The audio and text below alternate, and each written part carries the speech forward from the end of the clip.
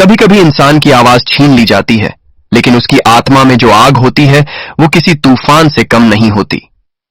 कोयला एक ऐसी ही आग की कहानी है जो इंसाफ और मोहब्बत के लिए हर हद पार कर जाती है।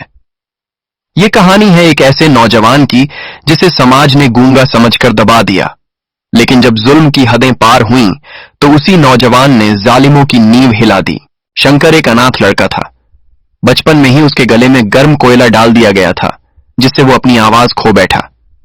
लेकिन एक आदमी ने उसे अपनाया, राजा साहब। बाहर से रईस, अंदर से दरिंदा। राजा साहब ने शंकर को पाला, लेकिन कभी बेटे की तरह नहीं, बल्कि एक वफादार नौकर की तरह।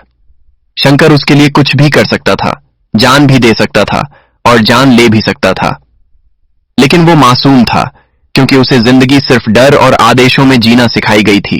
कहानी की असली शुरुआत होती है जब राजा साहब की नजर पड़ती है गौरी पर, एक सीधी सादी, भोली भाली लड़की जो अपने भाई के साथ गांव में रहती थी। गौरी की खूबसूरती राजा साहब को दीवाना बना देती है, लेकिन वो जानता था कि अपनी असलियत दिखाकर वो उसे कभी हासिल नहीं कर सकता।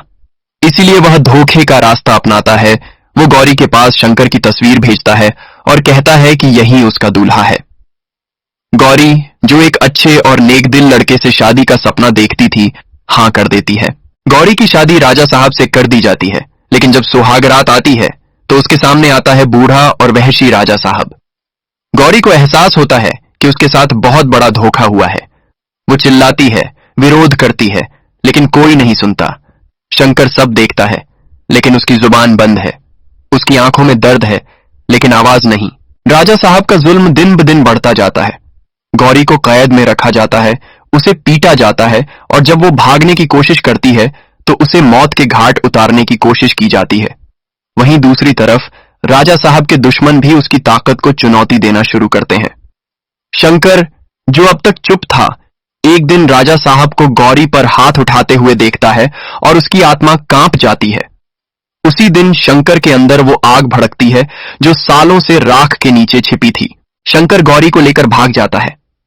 जंगल, पहाड़, खाई, मौत हर जगह पीछा करती है, लेकिन शंकर का हौसला अडिग रहता है। गौरी, जो कभी उसे सिर्फ एक गूंगा नौकर समझती थी, अब उसकी आंखों में सच्चाई और वफादारी देखती है। दोनों के बीच एक अनकहा रिश्ता बनने लगता है। शंकर अब सिर्फ भाग नहीं रहा, वो अपनी जिंदगी को फिर से जीना चाहता है, और वो इंसाफ चाहता है, अपने लिए, गौरी के लिए, उन मजदूरों के लिए जिन्हें राजा साहब ने सालों से अपना गुलाम बना रखा है। शंकर एक एक करके राजा साहब के हथियारों, उसके आदमियों और उसके गढ़ को तोड़ना शुरू करता है। अब वो सिर्फ एक गूंगा नौकर नहीं है, वो बगावत की आवाज बन चुका है, बिना आवाज के। राजा साहब को जब पता चलता है कि शंकर जिंदा है और उसके खिलाफ खड़ा हो चुका है, तो वह पूरी ताकत लगा देता है उसे मिटाने में। लेकिन तब तक देर हो चुकी होती है। अंत में शंकर वापस आता है, उसी हवेली में जहां से उसकी आत्मा को कुचला गया था। वो राजा साहब के सामने खड़ा होता है। उसकी आंखों में अब डर नहीं, आग होती है। राजा साहब उस पर गोली चलाता है, लेकिन शंकर फिर भी आगे बढ़ता है। चोट खाता है, गिरता है, लेकिन रुकता नहीं।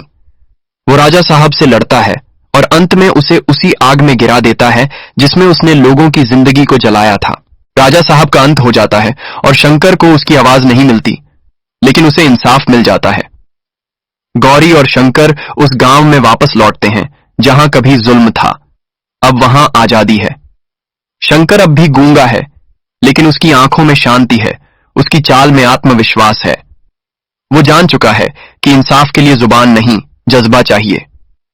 और हमें भी ये सीख लेनी चाहिए कि अगर आपके पास आवाज नहीं है तो क्या हुआ, अगर आपका मकसद सच्चा है तो पूरी दुनिया आपकी खामोशी को भी सुन सकती है।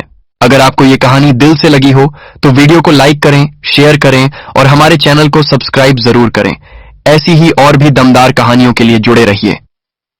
धन्यवाद। अगर आप इस फिल्म की पूरी कहानी बिना किसी कट के देखना चाहते हैं तो हमारा टेलीग्राम चैनल जरूर ज्वाइन करें। मैंने इस फिल्म को पूरा अपने टेलीग्राम चैनल पर अपलोड कर दिया है, जहां आप इसे HD क्वालिटी में बिल्कुल फ्री देख सकते हैं।